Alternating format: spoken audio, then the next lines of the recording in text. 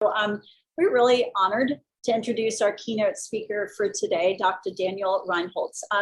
Dr. Reinholz is an associate professor in the Department of Mathematics and Statistics at San Diego State University. He's also a professor of equity in the Division of Student Affairs and Campus Diversity. He earned his BS and MS degrees at Colorado State and his PhD at Berkeley, and he was at Colorado for a while too. And I'm taking this straight from his website, and I have to say, your website's fantastic. It is probably, I was just like, wow, I want my website to look like this, so I'm just gonna have to copy it. But he analyzes, drawing from a disability justice perspective, Dr. Reinholz analyzes how interlocking systems of oppression work together to marginalize students in STEM. Dr. Reinholz leads transformative professional development efforts organized around the EQUIP classroom observation tool, which provides actionable data. My computer screen just decided to stop, to address racial and gender inequities in classroom participation. Beyond the classroom level, he applies organizational learning theories to understand how to scale and sustain meaningful changes. As his website states, together, these three areas of research work in conjunction, beginning with a vision for what the educational system should look like, using analytics to help draw attention to that vision, and then changing systems to make it happen. And I should point out that he also has one of those fancy NSF career grants as well. So his talk, as you can see, is measuring what we value.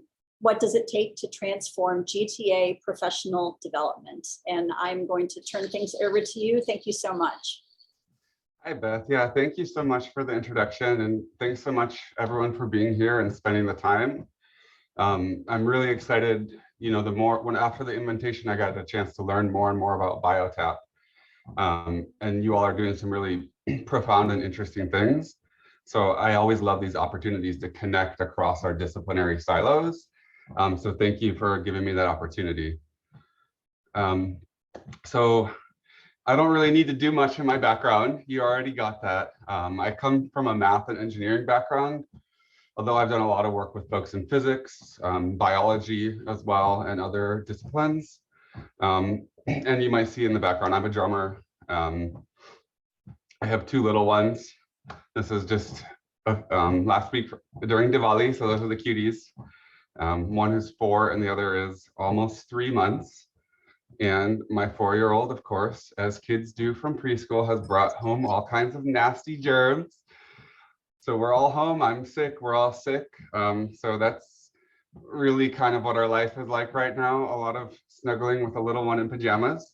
But I appreciate you bearing with me, and he may run in at any time, we will just see. So we might have another special guest speaker. As mentioned, I come from a disability justice perspective, and that's not what I'm going to talk about today. But I think what that means from my end is I want folks to be comfortable in the space, do whatever you need to do, right? You need to grab your cup of tea, or you need to step aside, or maybe you have kids at home, or any of those things. I think don't feel pressure to perform a particular way, but just show up in the space in a way that's accessible and makes sense to you. And I will do the same. You can see I'm walking on a treadmill, much better for my body than sitting, which is painful for me. And yeah, we can talk more about that later if we want to. So just to give a brief overview, it's a little ambitious, but what I want to do is draw from 2 different strands of my work and sort of talk about 2 different types of cultural change that we can think about when it comes to teaching and learning. And so a lot of my work is situated in math departments, but you know, it's also other disciplines, and I've worked a little bit with GTAs, but primarily faculty development. So we're going to have to do a little translational work here to think about how the ideas apply, but I'm pretty confident that they can apply pretty well. And so let's think about local culture. You know, I know this is the case in mathematics, and maybe not as much in biology, but definitely in STEM culture. You know, talking about leaving, it must be 20 or 30 years ago, this book came out. It's still relevant today, right? You overhear conversations in the hallways about, you know, those students and the bad ones and how we got to get rid of them. And this is just a really harmful culture, in my opinion. And I think it's far too prevalent, especially as someone in math departments. It's like every math department you go to almost is exactly this way. And so how can we think about shifting that? I want to offer some ideas from the work with Equip. In particular, when we think about working with TAs who sort of have just moved from that student position, and they're still students, but have a little more power. And I think it can be easy for that to go the wrong way. And so how do we disrupt that status quo? I want to offer some experiences from the Equip work. So this is an observation tool that one of my colleagues and I developed, myself and Neuro, and he's at University of Washington. And so this is about 8 years of work at this point, and everything is fully customizable, free, open source.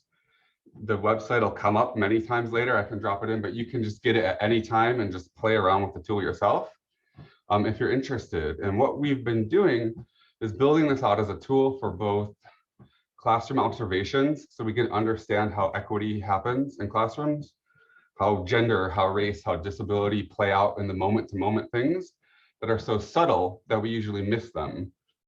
And then we can generate data that we give back to instructors. It could be faculty members, it could be teachers, it could be GTAs, so that they can see the things that they couldn't see before, right? Because if we can't notice something, we can't act on it. And so rather than a weed out culture, I argue we can build a culture of reflection. And so we can all of us, right? All of us have inequities in our classrooms, and we always will. But the fact is we can continue to understand those and learn and grow, and we can continue to do better, and we can continue to disrupt those patterns. So we don't have to have a weed out culture. And so for our work, we focus on classroom participation because we know there's a lot of studies, right? Teaching is really, really important. And a lot of times GTAs are teaching these critical introductory courses, that lab that you just need to pass, right? Or it could be, your freshman seminar.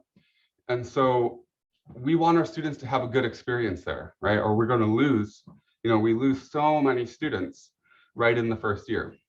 So we know teaching matters, but we also know that everybody has biases. And we also know there's just narratives about who can and can't do biology, who can and can't do math, right? Who belongs and who doesn't belong. And those create barriers for our students. So unless we can be intentional to disrupt them, we're going to see those patterns, right? So our team, we've analyzed hundreds of classrooms, mostly math, but across STEM, engineering, biology, public health, writing, theater, you name it. And we find the same patterns, right? Again and again, the folks who are positively stereotyped, it could be folks who look like me, are the ones who have more opportunities to learn, more opportunities to participate, and take up more space in classroom participation. And so unless we notice that, and unless we do something about it, we continue to make those same patterns happen in our own classrooms.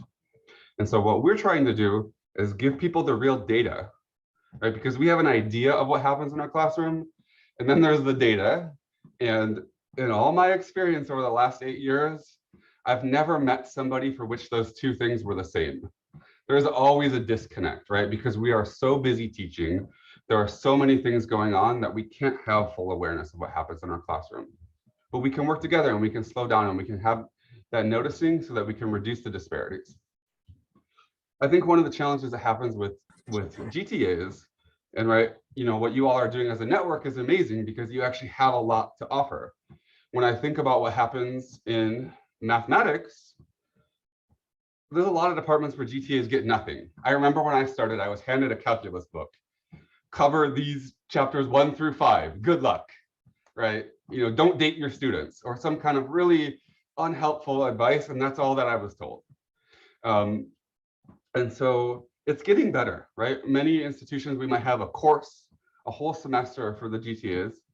I know in our field, that course is also supposed to introduce people to graduate school, introduce them to making a CV and job searches, and just everything under the sun is going to happen by meeting 1 hour a week for a semester. And it just doesn't happen. It just doesn't happen. We have weekly coordinator meetings if we're lucky, usually those can be very logistical, and I've seen those actually enforce the weed out culture. And then sometimes we get observations, which I would argue are typically not very helpful. I've received plenty of peer observations from faculty colleagues, which were not very helpful. And I think often what happens for our GTAs isn't as good as it could be either. And so what we have is a mechanism to give really useful and really actionable data. So the point is, if we give you an observation and we give you the data, there is something you can do with that to change your teaching tomorrow, rather than just wondering, oh, okay, I wasn't friendly enough. How can I be more friendly? And these sort of very abstract things. We try to make everything very, very concrete. So this is the tool, more marketing. Here's the URL. And you can just drop this and put it in a laptop or a tablet or whatever you need.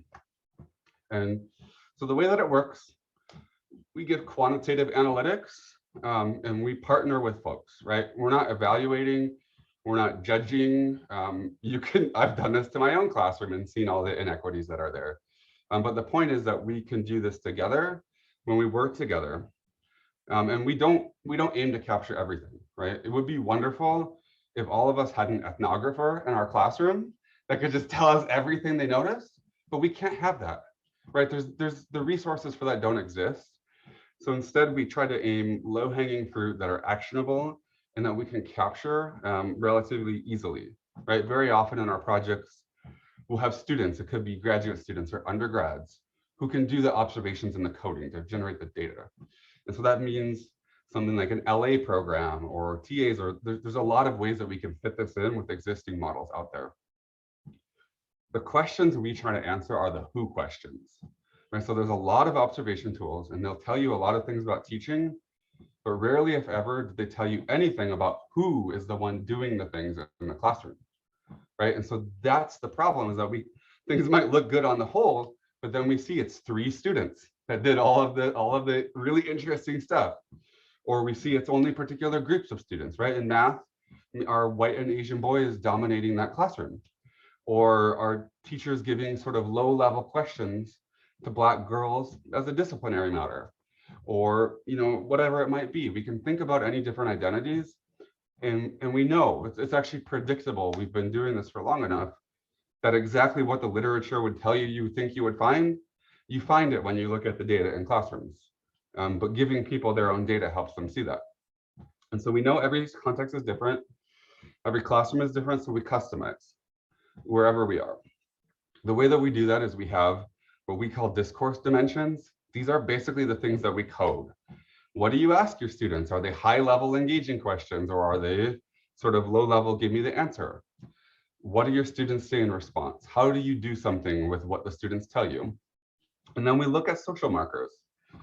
It could be race, gender, disability. In prior studies, we've looked at which group are students a member of. We worked in a Catholic school, and so religion mattered in that context. Maybe socioeconomic status. It could be anything, right? In any context, we know there are hierarchies. So we try to understand what are some of the social factors contributing to that. And those are the things that we look for in terms of the social markers. And so put those 2 things together and we get analytics. And so I want to show you a little bit what that looks like in that process, and then share some data, just a few quotes from some instructors who we've worked with. So basically, we load up the app. If I can load it up. All right. And so we're going to set up a classroom. And then when we have an observation, every time a student participates, we're just going to click on that student's desk, and it's going to give us options for what the nature of that talk was. Once we're done coding, Equip gives us analytics. In theory, you could code in the back of someone's classroom and sit down and have a debrief after the session, right then and there, because the analytics are going to come right at your fingertips. Very often the way that we'll do this is through video. One, because we're researchers, but also in the Zoom world, it's very easy to record a Zoom meeting. Or, right now I have a project where I'm managing a group of coaches, and they each have a group of faculty they're working with. Well, these folks are all over the country, right? So people just set up a camera in their own classroom, and they can record, we can code, we can give data back to them, and then we debrief. So we record the video, and then we're going to code it afterwards. And so this is often students on my team would be doing this, or on other researchers. But it could be, we've worked with teachers who coded themselves, or it could be, other faculty members had a teaching assistant, or it could be in a GTA context, we do peer observations, right? We find a buddy and we're partnered up and we can give data back to each other. And I'm a huge fan of that model, because I think the TAs learn as much from watching somebody else as they learn from getting data on their own classroom. And then we try to build this into an iterative cycle, right? So we teach, we code this, then we think about what do those analytics mean? What are we going to do different in the classroom? And then we make a plan. We set some objectives. What are we going to try to change? What am I going to do differently this time? And we record again. And then when we record again, we analyze and say, hey, did the changes you make actually make a difference? And more often than not, pretty much everybody that we've worked with who tried to make a change to their classroom could. They found a gender inequity or something for particular racial groups. When we make targeted interventions into our teaching, it's not that hard to disrupt those patterns. But when we're not aware of the patterns, we can't disrupt them, right? So in all of this, we're trying to build a culture, build a different way of thinking that's not just weeding out students, saying, hey, those students aren't participating because they don't have the skills. They're not ready for our university. We ask, why aren't they participating? What do I need to do to engage them? And once folks figure that out, they can actually see the brilliance of the students in their own classroom. And so one of the key insights that we found related to that is that when folks spend enough time with Equip, we sort of build this social marker lens or this mindset, right? And so as one of our, one of the earlier users said, after I used Equip, I just couldn't unequip my mind. And this is very true, I know, for myself. I've been on a lot of projects, but now suddenly it applies to everything. There's a political debate. You go to a conference Q&A, what could it be? This is a way of noticing patterns that I couldn't notice before, right? And so this is really helpful because suddenly I don't even have to have the data at my fingertips, but I'm becoming more aware of those patterns in my own classroom because I've been through this process before, right? And so this is that kind of lifelong learning culture of reflection we want to build. Here's a quote. This is a public health faculty member that we worked with for a year. And there's a larger book chapter that's accepted and coming out. But this is a piece of it. So I'm going to read this to you all. Or she says, all educators need this. Behavior change 101. The only way to improve your skills is to practice and to get feedback from someone who knows more than you do and provides objective data. That's what Equip provides, a safe zone where you can receive data collected specifically for the purpose of improving the educational experience of your students and hopefully reducing racial disparities. In short, the process was a lot of things. It was nerve-wracking. Every time I logged into a meeting with the team, I was nervous, wondering what bias they might identify and how it adversely affected my students. But it was fun. Being able to share bloopers and brainstorm ideas with other educators was entertaining and gratifying. And it was motivating. I left every meeting with a sense of excitement and determination to keep trying, try new techniques, try harder, to just keep trying to improve my students' experiences. Right, and so this particular faculty member, it was just beautiful to watch the transformation from, the first lesson that we observed to a year later in terms of confidence, strategies to engage students, ability to work with what students were saying, the ability to notice which students were doing things, just a huge transformation. And the part of the approach is we're focused really on the practical. And so in addition to building that equity-focused mindset, she also was just building practical tools she could use to do that in the classroom, which I think often is lacking when we just are stuck in theory land. Another case, I have a lot of cases, but I'm just going to give you these two. So this is an undergraduate mathematics professor.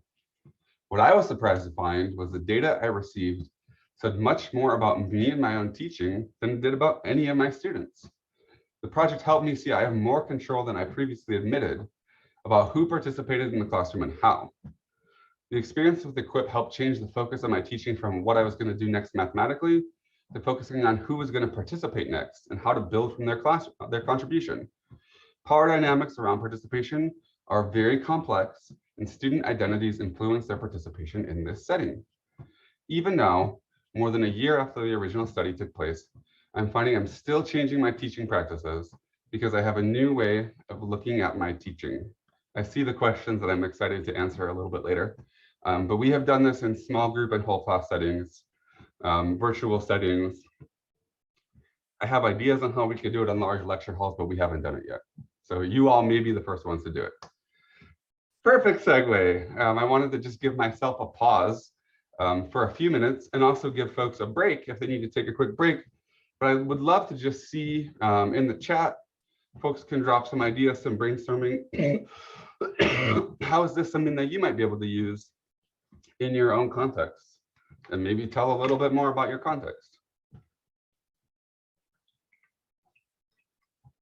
I'm going to stop my share for a minute and I'll start it up in just a little bit. So I'm going to just answer a few quick questions right now before I go on to the next piece, because I'm going to shift gears a little bit to another approach. I will note, right, we've worked, so one of our current participants is in an all women's college, right? And so we're looking at different things. We're not looking at gender, but we might be looking at socioeconomic status, or it could be race, or it could be, you know, in some cases, where do students sit in the classroom? If you have a seating chart, or students tend to sit in the same places. So it could be anything. And, you know, basically anything you could put on a survey and give to students, you can put that in a quick and use it as a way to look at things. Could be major, right? In terms of, we typically ask students to self-identify. What other things I can quickly answer? The reflection piece is, I would say, is both a peer and self component. And so the way that we'll do it, right? So right now the model, I have coaches who have no training in professional development, but just who went through the equip process themselves, anywhere from 1 to 3 semesters. And it's a wonderful study because I have students who are all brand new students who I just taught to do this semester. And I'm on paternity leave and totally everything is disrupted. So I've been pretty hands off the whole time. And they're like figuring it out and doing amazing things and having great conversations with sort of minimal guidance from me. And I think it speaks to the fact that what we're offering is a platform and a tool that folks can customize and use in a way that fits in with all of the smart and interesting things that you're already doing, right? It's not like a 5-step approach, you must do things exactly this way, but the teaching techniques you use, the discussion structures, all that stuff is going to fit in nicely, and the data is going to serve as sort of the starting place for those conversations as a way to get away from defensiveness, right? Help allow for more vulnerability and also allow you to frankly track changes over time, right? Because it's really motivating to see progress when you're like, I did something different and now something different happened for my students. And so that's the way that it works. I guess I'll just grab one more. Yeah, Judy, we've done a lot in the K-12 level. We have a handful of schools that have just taken up the tool with their coaches. And, you know, we've heard about elementary school kids looking at their own data. You know, the teacher called it baby data rather than big data. Or, you know, there was another school where they started using it in their music classes. I still don't really understand exactly what that looks like, but maybe, you know, there's certain parts of participation that they found more meaningful than others. So to just give you an idea, it's really flexible because the idea is really simple, right? We're not doing anything sort of amazing or groundbreaking, but now we have technology to facilitate the use of data in a way that is helpful to instructors. So I'm going to carry on a little bit from that pause that didn't go how I had hoped for it to go, but it was good nonetheless. And I want to talk about a totally different project and a totally different scale of cultural change. So that's why this was ambitious to like throw these two together. But this is something called the Departmental Action Team. So this came out of my work as a postdoc at CU Boulder, and it was a project I was working on for about 6 to 7 years But basically our goal is to understand, how do we change structures and culture within departments in a way that sustains, right? You all are in it right now. You had grant funding, now you don't have grant funding. What does it mean to carry on? And we've seen that with a lot of efforts. We can do awesome things when the money is there, and when the money is gone, everything fades away. And we don't want that, right? We want to build sustainability. And so that was the entire goal of this study. So I want to introduce a particular framework. This is not the only one that's useful, but in the work, we drew a lot from organizational learning theories. And this is one that I like, in particular, the 4 frames, because it's simple and very accessible and something that people can wrap their head around with if you don't have background in organizational learning theory, which most of us don't in the STEM fields. And so the main idea behind the 4 frames is that when we want to think about change within an organization, there's multiple lenses that we can use. I'm sure you could chop it up into 4 other boxes, but these were the particular ones chosen by the people who developed the theory, Bowman and Deal. And also, when we think about leadership or we think about change efforts, people tend to focus primarily on one of them. So having this framework is a way to broaden the types of things that we look at. And so the way that I've operationalized it in my work is actually thinking about the 4 frames as a way to understand culture, right? There's a million definitions of culture. And I actually am a big fan of this one because we can think about the structures, right? The routines, practices, the meetings that we have, the way we have the meetings, all of those things, that's a piece of our culture. And then the symbols is another piece. And so that really means the ways of thinking, right? The norms, the knowledge, stories. It could be important events, right? The founding of our network 4 years ago, whatever it might be, those all become part of the lexicon. And the symbols are really necessary because the way that we take up those structures depends on that local culture, right? And so let's say we had a meeting, for instance, and we asked for a Q&A. Now, it could be that our culture is just like the loudest person, the most senior professor just takes up all the space. And I've been in a lot of those department meetings and it's very frustrating. But if we had a different culture, that it could be, you know, I've been a part of a network where students always ask questions first. It's a really different conversation, right? And so sort of we can understand the local culture as a way of thinking about how structures get enacted. On the bottom side, people in power, we're all people and there's a lot of different people involved in the settings. And so when we think about this like broader change, we also want to understand the individual needs and goals and agency and how do those fit into a larger shift, right? Because if they don't fit, the larger shift is not going to work. We know that. There's enough research that tells us that and practical experience. And then the final piece is power. How do we attend to status, hierarchies, politics? Politics is a part of everything. How do we build coalitions to get things done, to make the changes that we need to happen, right? And so I like this framework because we can use it both as a tool for sort of planning a change and also for studying a change. Now, of course, this isn't a theory. It's not prescriptive, but as a framework, I find it a useful one in conjunction with the action team model, which I want to talk about. So let's look at 4 frames in action. I'm going to give you a case from a particular intervention we had. So first of all, the general model here of what we call an action team. We have a group that gets together regularly, about every other week, and for a long period of time, ideally at least a year, could be longer. And that process is facilitated by facilitators who are attending to particular forms of culture, particular processes that are known to be helpful from organizational change. And from the offset, the goal is to build something sustainable that's going to help address something that we care about, right? So in this context, thinking about BioTap, it could be, what does it mean to build a supportive environment in a department, right? Because some departments might be really on board. They understand how important the GTAs are. And in other departments, there's sort of this battle, right? I want my graduate students to research as much as possible all the time, 70 hours in the lab, nothing less is acceptable. And that's just not going to work with effective teaching. And so how do we shift some of those ways of thinking?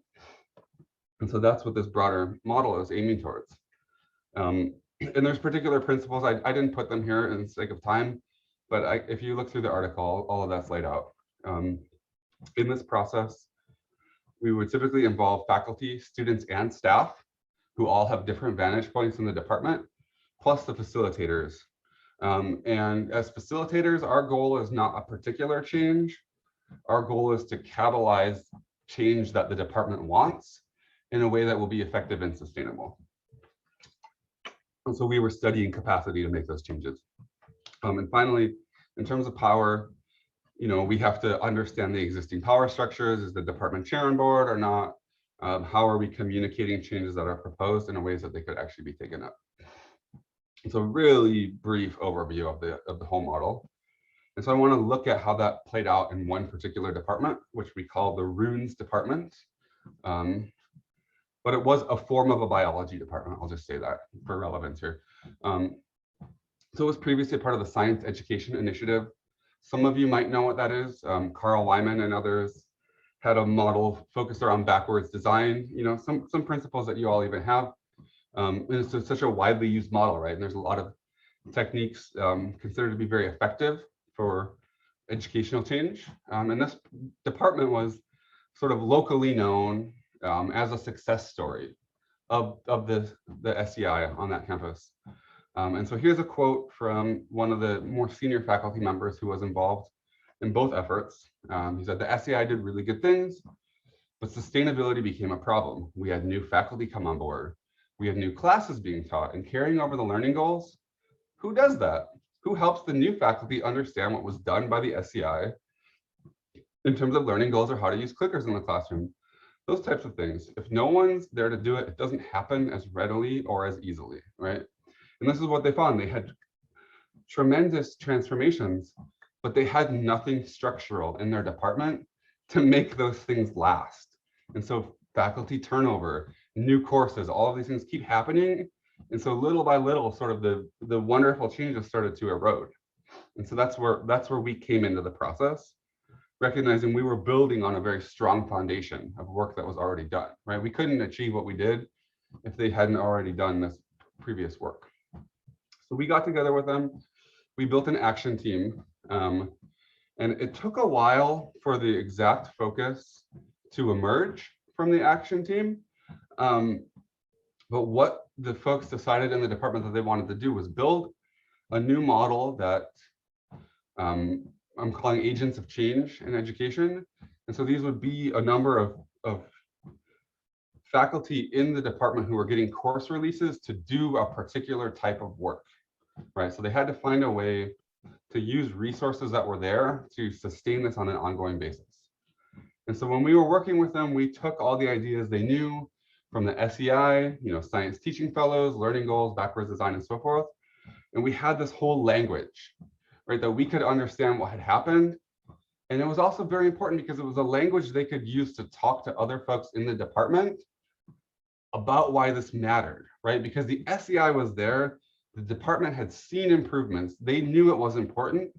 And so we could build on that language to sort of press the need for something sustainable, right? And so that allowed us to also get sort of support and sanction from the department because there was prior success, even though it was sort of fading away now at this point. So this was the team we built together. We went through this process of facilitated meetings every other week, kind of digging into what was there. And as facilitators, a lot of this was a learning process for us to understand the local context and also how we could connect the department to either other things going on campus or broader literature and stuff like that, as well as the organizational learning theories, so they could be strategic about how they made the changes. The model that emerged 2 years later, it was approved by the department to create this role. And the department agreed to allocate 3 course releases, which is quite a lot, right? It's quite a lot. And of course, that depends on the different departments, what are the sizes. This is a very large department, served thousands of students on the campus, but on an ongoing basis, right? And so these were going to non-tenure track faculty. permanent lecturers who were then doing these educational things and sort of drawing from their work in the action team. These faculty realized they needed to build something structural. So they just started building and building and building and building in the department. And so suddenly there's ongoing onboarding workshops for new faculty. They have individual consulting. All the undergraduate TAs now have a training course. There's a teaching coffee hour, and it goes on. And this is old data like 3 years ago. It's probably even more stuff now. But what's most crucial is since the model was put into place, the department chair has changed twice. So it's gone through 3 different chairs and the support is still there, right? And so maybe someone will, everything is never off limits forever. But I think it's going to be a lot harder to remove something like this from the department because folks see the impact, right? There's actually more value for the lecturers in the department because tenure track research focused people are understanding they have a lot of expertise around teaching that we don't, right? And they are actually, there's a lot we can learn from them and partner together. And so this has overall been a big, cultural shift, building on an existing shift, but in a sustainable way, right? And so really, as facilitators, we didn't provide resources to the department. We provided them legitimacy through our project, and we provided them some knowledge and support through facilitation. And I guess maybe the thing we did provide was delicious snacks in our meetings. And I say it in a joking way, but interviewing, say 20 faculty that we worked with, every single faculty member mentioned, oh, we had great food. We were always eating these things. And I think people sometimes don't realize, right? Food is perhaps the most fundamental way that we share culture, right? When you travel to a new place or you go to somebody's house or something, it's food, right? Language is a little bit harder, but food, we can all share food and we can all enjoy that, even if we're coming from different experiences. And so this was a huge community building thing that actually I think was fundamental to the process, even though it was simple. We paid like $10 for these snacks, and the amount of time those faculty members are putting in, right? It doesn't add up, but it's more than the money, right? It's about having that shared sense of purpose. I guess I don't have any more slides on that. But so sort of putting that all together, right? This is at a different level, right? So with Equip, we're thinking sort of a micro teaching culture. What do we value? How are we getting data to support that improvement? And here we're looking at a more macro level. How are we shifting what happens in the department? But I think you can see how the two go together, right? Maybe we want to have this sort of intensive data-driven support for our TAs. Well, one, how does that speak to the larger culture and what we value when suddenly you don't have these sort of snotty conversations in the hall about how bad the students are, and that it just drives me nuts.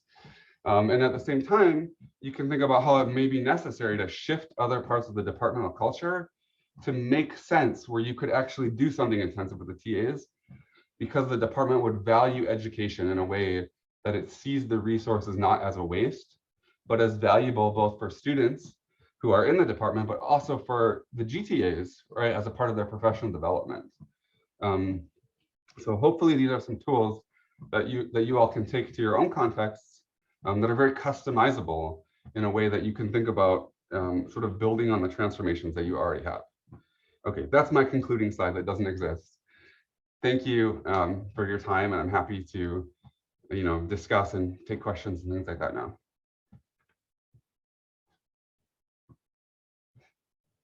Thanks, Daniel, so much for that talk. Feel free for everybody to give a virtual applause. I'm going to go ahead and invite people to ask questions in the chat on the second half of the talk. I did group together the questions for the first half of the talk, so I'll go ahead and kind of mention these questions in these groupings, but feel free as you're thinking about questions for Daniel, feel free to just type in the chat and then we'll get to those questions later. So the first one comes from Beth Schulzer. And she says, I'm thinking about the weed out culture.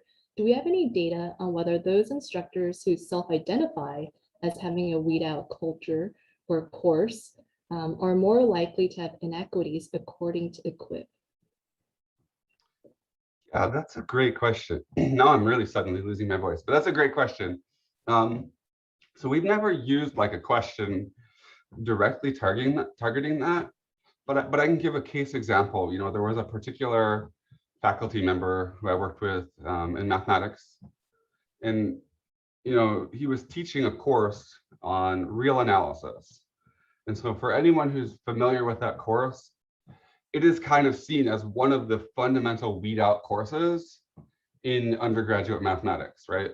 And so he would routinely make comments about, well, you know, I know only a third of my students even have hope in this class, and you know, things like that, right? Like, there's no way everybody's going to get it. And of course, there were a bunch of inequities when we looked in the beginning, right? It was all kinds of stuff. And it took like a few cycles of revision for this faculty member to say, wait, okay, I can see I have a role in this. Like, maybe I can do things a little bit differently. Maybe my students can be successful. And they were able to start shifting the patterns. And so all that is to say is, like, they're absolutely related, right? When we've had the opportunity to, you know, observe, I mean, we've observed a lot of really good teachers, but certain like just phenomenal instructors, and the way they talk about equity, you can see how it plays out in their instructional moves. Thank you. Thanks for sharing about that. The next group of questions are about a little bit of what you already touched upon in the middle of your talk, but they're about just how did that reflection process work? So I'll just ask them one at a time, since there's a couple of questions kind of around this theme. And the first one is, do you find it helpful to have a professional developer help the observed person come up with a plan of what they're going to change?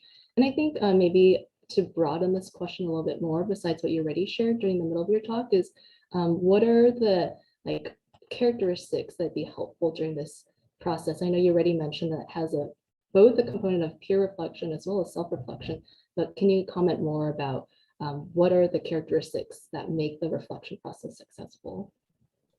Yeah, that's a great question. I mean, I think absolutely, if you have a professional developer, they're going to bring all of their skills to the process, and those skills are going to be useful, right? I think, you know, this semester in particular, I'm working with a bunch of coaches and students who have never done this before. And I was kind of nervous. I wondered, I'm like, is this really going to work? Can they really do it? And they have, right? I'm not going to say everything's perfect, and I haven't been in all of those meetings, but they are making iterative process and revisions. And I think it's a learning process for the coaches too. I think the thing that I did differently from this semester to previous ones, I've gotten really structured with sort of the types of protocols and support that I provided to the coaches this time, right? You know, so I have internalized a particular way of doing that PD. My colleagues have their own ways. We have to be able to share that in a way that somebody else can do it. And so typically, my view of the way that the reflection process is most effective is if we start by a participant. We coded the data, we give you the data. What do you see? What do you notice? What speaks to you, right? And we have to start there, because then we know where somebody's headspace is. And then from there, we sort of go down the line of like slightly more pushier or vulnerable or difficult things to talk about. So we might start by talking about general discourse. Hey, you know, you asked a lot of kind of what questions, just asking for answers. How do you feel about getting students to explain their reasoning a little bit more, right? Ask them why. Talk about their process, those types of things. That's not like very scary. Pretty much everyone is okay with that. And then it turns out, you know, let's say we're using race and gender, because that's often what we have, but it could be other things.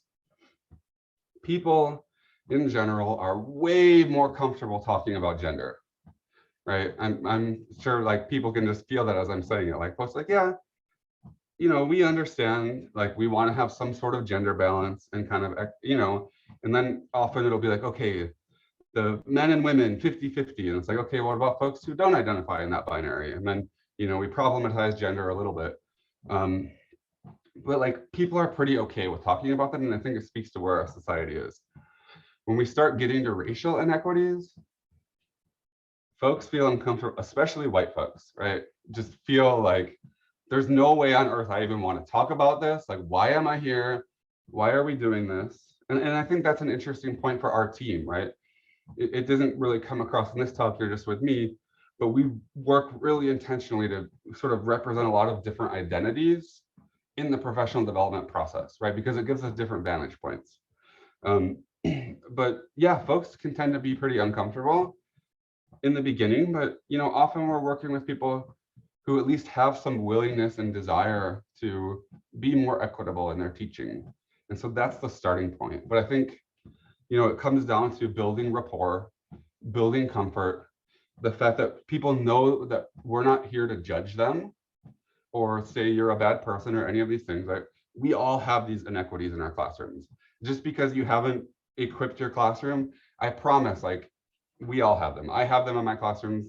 I'm sure you have them in your classrooms as well. And like, that's just the society that we live in. And so I think when we can start from that point, we can just sort of build closer and closer to that more vulnerability. And then, that allows the process to continue. So hopefully that gives you like some overview of how we structure that process. Thank you. That kind of captures questions that Amy Pat and also Alina James and Judy Ridgway asked about. I'm going to move on since there are a lot of other questions. So the other group of questions about applications to different classroom types. So the first question in this set is, can this be useful in classes that are not lecture-based? So can you talk more about like discussion-based versus lecture-based classes? Yeah, so I mean, really so what we code with Equip is student participation. And so actually, if your class is entirely lecture-based and students never talked, we would not code anything. You would get no data other than that you lectured the whole time. So the more that students participate, the better, right? And so we've worked in sort of a mix of what I would call interactive lecture, right? Like we kind of lecture, but we ask some lowball questions in there to like full-on inquiry, right? Like students are in groups and then they present stuff and the teacher is just kind of in the background. And those are actually way better to code because there's so much interesting stuff happening there. But we can code, it's a matter of resources and a matter of our focus, but we'll code things in small groups. We have a paper, I have where we looked at a math classroom and we compared what happened in the small groups and the whole class. And it was quite different, and the way that gender played out was quite different. So we can look at either of those things. We've done a lot over Zoom. Zoom is actually fascinating, right? Because we can look at, one, it's easy to record, which is nice. But also, like, we have two conversations happening right now.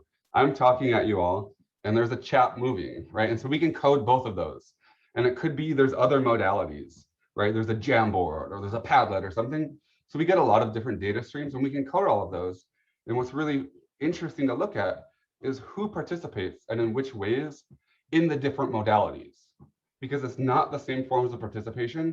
And it tends to be, there's overlap, but it's different people in each stream, right? And so that also gives us insight into the ways that we're making the teaching accessible.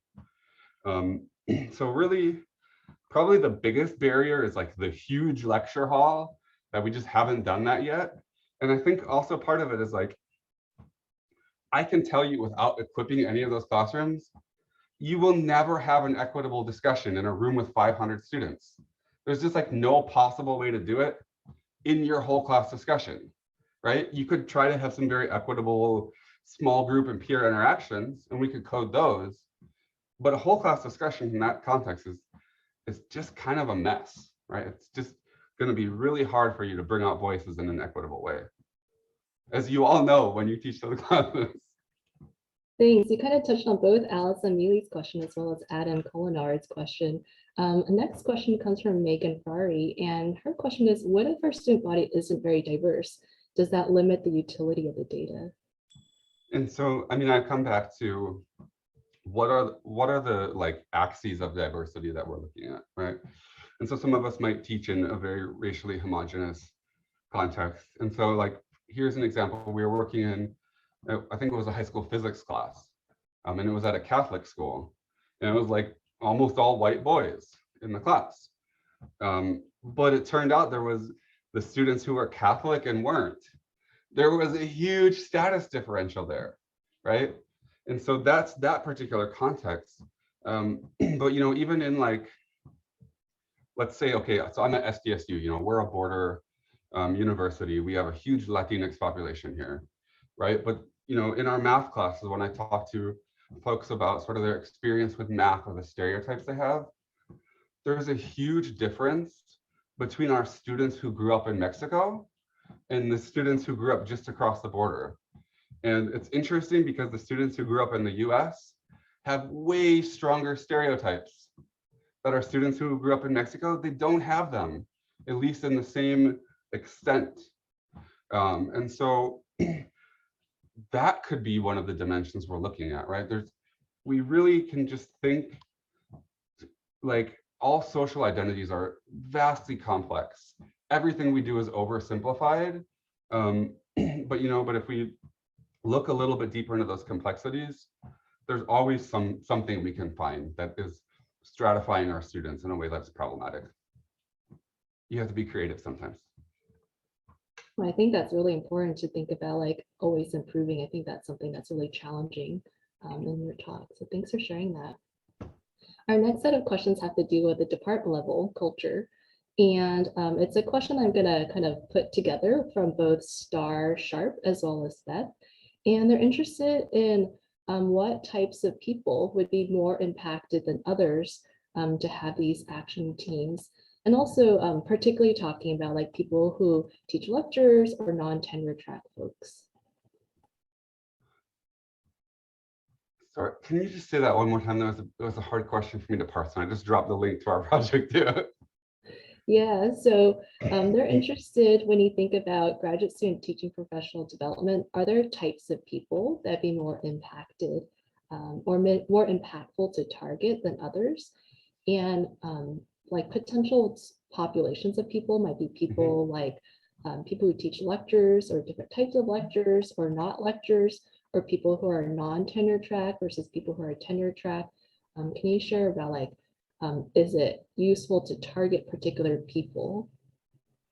Yeah, and so when I'm hearing the word target, the way I'm interpreting that is in terms of the membership of the departmental action team, but I'm not sure if that's how it was intended.